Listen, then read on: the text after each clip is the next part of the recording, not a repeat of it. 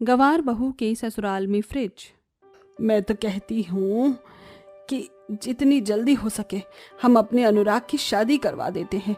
अरे कोई अच्छी सी लड़की हमारे घर पर आ जाएगी तो वो हमारे घर को संभाल लेगी। अरे माँ, मेरी एक दोस्त है, बहुत सुंदर है, अच्छे घर से है। क्यों ना आप अनुराग भैया का रिश्ता उसी से करवा दो। हमारे घर में आने के बाद वो हमारे जैसी हो जाएगी। अगर ऐसी बात है तो एक काम कर, मुझे उसकी फोटो दिखा, मैं भी तो देखूं आखिर तेरी दोस्त दिखती कैसी है। कायरा अपने फोन से सौम्या को फोटो दिखाती है, जिसे देखकर सौम्या को लड़की बहुत पसंद आती है और वो कहती है, तुम्हारी दोस्त तो बहुत सुंदर है। एक काम करो, मुझे इस लड़की के माता पिता से मिलवाओ, मैं लड़की का हाथ मांगना चाहती हूँ। अरे माँ, मेरी दोस्त हमारे भैया पर फिदा है। बिल्कुल, वो तो कल ही शादी कर ले, बस आपकी हाँ की देरी थी और आपने हाँ तो कर ही दी। चलो मैं ये खुशखबरी उसको सुना देती हूँ और देखो जितनी जल्दी हो सके रिश्ते की बात कर लेना। कायरा की बात सुनकर सौम्या बहुत खुश होती है कि तभी उनके घर की घंटी बजती है।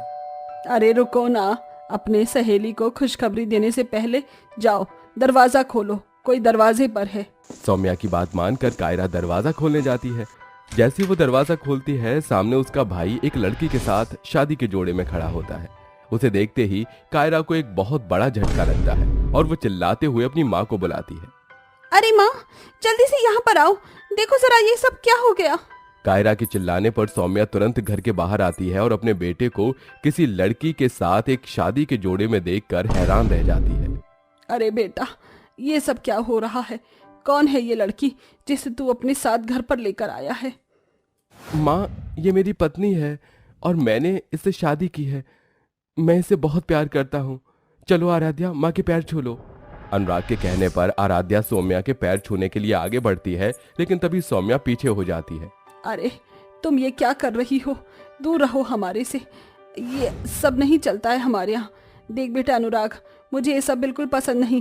तो इस लड़की को जहाँ से लेकर आया है इसे वहीं छोड़ा। मैंने तेरे लिए बहुत अच्छी लड़की ढूंढी है और मैं चाहती हूँ कि तेरी शादी उसी से हो। नहीं माँ, मैं केवल आराध्या से ही प्यार करता हूँ और उसके अलावा मैं किसी से शादी नहीं करना चाहता। आप मेरी शादी किसी और से नहीं करवा सकती, क्योंकि मैं पहले ही आराध्या से शादी करके आया हूँ। क्या तुझे मेरी बात समझ नहीं आती क्या? अभी के अभी इस लड़की को यहाँ से भगा दे। इस लड़की के इस घर में कोई जगह नहीं है। इस घर में वही लड़की आएगी जिसे मैं पसंद कर कर लेकर आऊंगी। अगर ऐसी बात है तो ठीक है माँ, मैं आराध्या को अकेला नहीं छोड़ सकता। मैंने उससे शादी की है, मैं उसका पति हूँ। अगर आराध्या इस घर में नहीं रह सकती तो मैं भी नहीं रह सकता। मैं ये घर छोड़कर जा रहा हूँ। ये सुनते ही सौम्या हैरान रह जाती है और अपने बेटे से कहती है, तू मेरा जिगर का टुकड़ा, तुझे मैंने बचपन से पाला। अरे बेटा, तू एक लड़की के लिए अपनी माँ को छोड़ देगा? नहीं बेटा, तू इस घर से कहीं नहीं जाएगा। अगर ऐसी बात है तो हमें तेरी पत्नी स्वीकार है। चलो तुम दोनों अंदर आ जाओ। सौम्या ऊपरी मन से अपनी बहू का गृह प्रवेश करती है। जाओ कायरा, फ्रिज के अंदर से ठंडा पानी लेकर आओ अपने भैया भाभी के लिए। कायरा मुंह बनाकर जाती है। फ्रिज से ठंडी बोतल पानी की निकालकर ठंडा ठंडा पानी पीने को गिलास में डालकर अपने भैया भाभी के पास लेकर आती है। जैसे ही आराध्या पानी पीती है, वो पानी पीते ही कहती है, अरे वाह, ये तो गजब हो गया। मुझे तो यकीन ही नहीं होता, इतना ठंडा पानी आखिर कहाँ से निकला है? मटके में तो इतना ठंडा पानी हो ही नहीं पाता। अरे तुम्हें पता नहीं होगा, ये तो फ्रिज का पानी है। चलो मैं तुम्हें फ्रिज के बारे में बताता हूँ और आज मैं फ्रिज दिखाता भी हूँ। अनुराग ऐसा कहकर आराध्या को फ्रिज दिखाता है, जिसे देखकर आराध्या बहुत ज्यादा खुश हो जाती है। अरे वाह, ये तो बड़ी ही कमाल की चीज है। ऑटोमेटिकली इसके अंदर सारी चीजें ठंडी हो जाती हैं। चलो बहुत बढ़िया, अब तो मुझे अच्छा ठंडा ठंडा पानी पीने को मिलेगा। आराध्या बहुत खुश होती है। ऐसे ही उनकी शादी को 1-2 दिन हो जाते हैं, जिसके बाद सौम्या अपनी बेटी से कहती है, इस गवार औरत का हम क्या करें? मुझे बहू के नाम पर इस घर में बिल्कुल भी स्वीकार नहीं है। इसे तो इस घर से निकालना ही होगा। माँ, मैं भी चाहती हूँ कि इस घर में मेरी सहेली ही बहू बनकर आए, ताकि मैं उसके साथ अच्छे से रहूँ। तभी अनुराग चिल्लाते हुए आता है, अरे मेरे जूते कहाँ हैं? मुझे कहीं मेरे जूते नहीं दिख रहे। अरे आराध्या, कहाँ हो तुम? जल्दी से यहाँ पर आओ, मुझे मेरे जूते ढूंढ कर दो। अरे मुझे ऑफिस के लिए देर हो रही है। आराध्या फौरन फ्रिज के अंदर से जूते निकाल कर लाती है। ये लीजिए आपके जूते। अनुराग जैसे ही जूते पहनता है, वो आराध्या से कहता, पता नहीं ये जूते इतने ठंडे क्यों हो रहे हैं? तुमने क्या किया जो ये जूते इतने ठंडे हो रहे हैं?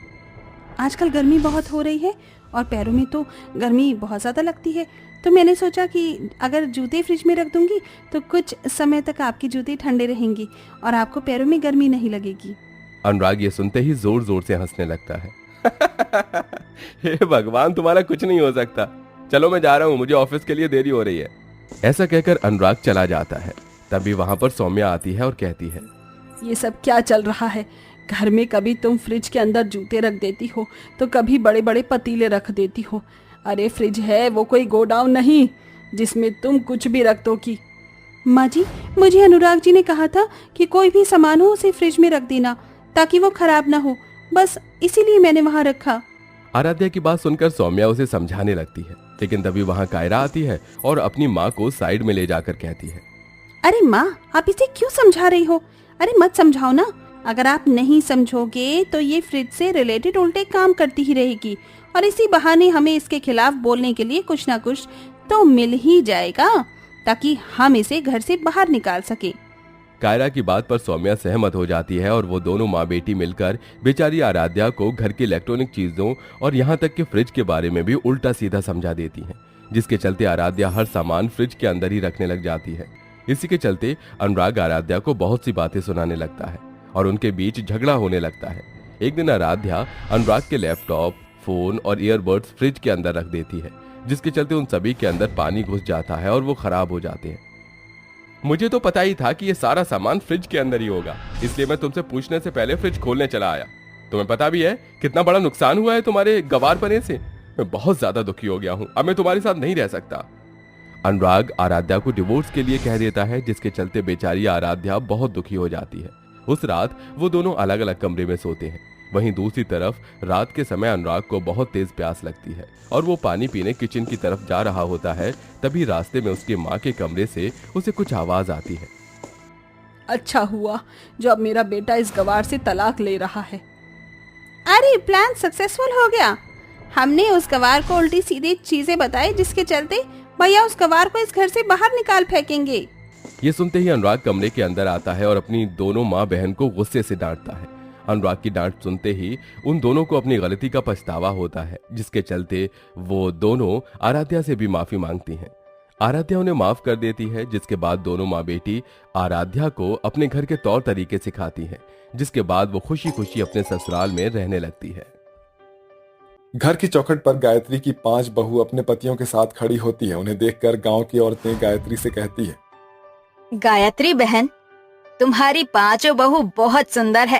अरे कहाँ से ढूंढ कर लाई हो इतनी सुंदर बहू?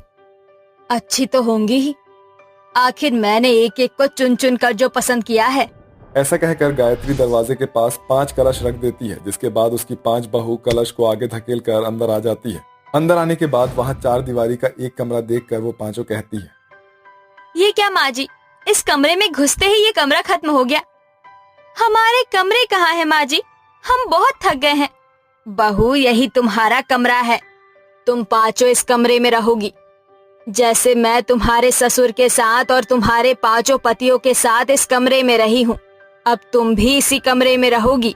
ये सुनते ही पांचों हैरान रह जाती है और कुछ कह नहीं पाती। देखते ही देखते उस कमरे में उन पांचों की शादी के बाद की सारी रस्में शुरू हो जाती है। धीरे धीरे शाम हो जाती है और सभी मेहमान अपने अपने घर लौट आते हैं। वो पांचों भी खाना खाने के बाद अपनी सास से कहती हैं, माँ जी, आपने हमें इस कमरे में रहने के लिए कह तो दिया है, लेकिन इस कमरे में हम पांचों रहेंगे कैसे और कहाँ तो सोएंगे? इस एक कमरे के ससुराल में हमारा गुजारा कैसे होगा? आज हमारी सुहागरात है, क्या हम पांचों एक दूसरे के सामने अपनी सुहागरात बनाएंगे? अरे तुम्हें परेशान होने की जरूरत नहीं है, अब तुम एक ही दिन तो अपनी सुहागरात बना नहीं पाओगी, इसीलिए हर रोज थोड़ी थोड़ी प्राइवेसी ले लिया करना। गायत्री ऐसा कहकर वहां से चली जाती है, जिसके बाद वो पांचों एक दूसरे से बातें करने लगती है। मैंने तो सोचा ही नहीं था कि मेरा ससुराल एक कमरे का होगा, जहाँ मुझे अपनी ही 4 देवरानी और जेठानी के साथ अपना कमरा शेयर करना होगा। पहली बात तो ये कमरा केवल तुम्हारा ही नहीं, हम पांचों का है, और इसे शेयर अकेली तुम नहीं बल्कि हम पांचों एक दूसरे के साथ करने वाली हैं। तुम चारों लड़ते झगड़ते रहो, मैं तो सोने जा रही हूँ। एक एक करके वो पांचों बिस्तर पर लेट जाते हैं। जैसे ही रात होती है, रात को एंजल और सुरभि दोनों ही जोर जोर से खर्राटे मारना शुरू कर देते हैं। हे भगवान, ये कितनी जोर जोर से खर्राटे मार रही है। अगर ऐसा ही रहा तो हमें तो नींद आने से रही। मेरे तो कान दर्द हो रहे हैं। अब मैं क्या करूं? मैं कुछ जुगाड़ करती हूँ। संध्या अपने सर से एक क्लिप निकालकर दोनों की नाक पर लगा देती है, जिसके बाद उन दोनों के खर्राटे बंद हो जाते हैं और वो तीनों आराम से सो जाते हैं। अगले दिन सुबह होती है और एंजल की आंखें खुलती है और वो अपनी नाक को सिकुड़ते हुए कहती है, छी छी छी छी, ये गंदी बदबू कैसे आ रही है? यहाँ से आ रही है इतनी गंदी बदबू। तभी एंजल को एक आवाज आती है, हे भगवान, ये कैसी लड़कियां हैं? सुबह होते ही पाद मार मार कर पूरे कमरे को महका रही है। एंजल के बोलने पर सुरभि की भी नींद खुल जाती है। अरे हाय हाय, छी छी छी, कितनी गंदी बदबू आ रही है। मेरा तो दम घुटा जा रहा है। कोई दरवाजा खोलो। सुरभि उठते ही कमरा खोल देती है, जिसके बाद वो संध्या को पकड़कर हिला देती है। अरे उठो उठो, देखो तो सही कैसे परमाणु बम छोड़ रही हो। सुरभि के उठाने पर सभी उठ जाते हैं और संध्या कहती है, अरे ये रात को ज्यादा ही खाना खा लिया था, शायद इसी वजह से ऐसा हो रहा है। हे भगवान, अब जाकर फ्रेश हो जाओ। तुम्हारी वजह से पूरा कमरा बदबू के मारे सड़ा जा रहा है। संध्या बाथरूम में जाती है और फ्रेश होकर आती है, जिसके बाद वो पांचों एक एक करके फ्रेश हो जाते हैं। कुछ ही देर में शीशे के सामने पांचों बहुओं की लाइन लग जाती है। हट जाओ, पहले मुझे तैयार होने दो। अरे मुझे पूजा पाठ भी करनी है, तुम बाद में तैयार हो जाना, पहले मुझे होने दो। तुम कब से शीशे के सामने खड़ी हो? अरे शीशा छोड़ भी दो। मैं बस अभी अभी शीशे के सामने खड़ी हुई हूँ। अरे 1 घंटे से शीशे के सामने खड़ी हो और झूठ बोल रही हो। चलो हटो, मुझे तैयार होने दो। कीर्ति ऐसा कहकर सुरभि को धकेल देती है, जिसके चलते सुरभि जमीन पर गिर जाती है। बस बस, बहुत हुआ। अब मैं इस कमरे में नहीं रह सकती। हाँ हाँ, हम पांचों को माँ जी के पास जाकर उनसे बात करनी होगी। अरे तो इंतजार किस बात का है? चलो माँ जी के कमरे में चलते हैं और उनसे बात करते हैं। वो पांचों अपनी सास के कमरे में पहुंच जाती है और उनसे कहती है, माँ जी, माना कि हमारा ससुराल एक कमरे का है, लेकिन हम पांचों बहुओं का रहन सहन अलग है। हम पांचों एक ही कमरे में नहीं रह सकती। बहू, ये तो ठीक है, लेकिन अब तुम ही सोचो। हमारे पास इस घर में केवल एक ही कमरा है और इस कमरे में ही तुम्हें किसी न किसी तरह गुजारा तो करना ही होगा। उन पांचों के पास एक कमरे में गुजारा करने के अलावा कुछ भी नहीं था। देखते ही देखते वो पांचों अपना तौर तरीका और रहन सहन एक दूसरे के साथ एक कमरे में शेयर करना शुरू कर देती है, जिससे उनके बीच में आपस में अच्छी खासी पटने लगती है। ये देखकर एक दिन गायत्री अपनी पांचों बहुओं से कहती है, तुम पांचों ने हमारी परीक्षा को पास कर लिया। ये सिर्फ एक परीक्षा के तौर पर था कि तुम्हें एक ही कमरे में रहना और सब करना है। तुम पांचों अब अपने असली घर में जाने के लिए तैयार हो।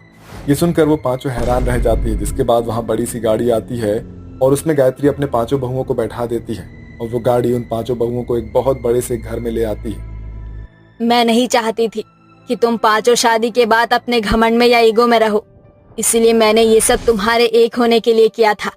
अब तुम पांचों एक दूसरे को अच्छे से समझती हो और एक दूसरे के साथ खुश हो, तो तुम इस घर को भी संभाल सकोगी।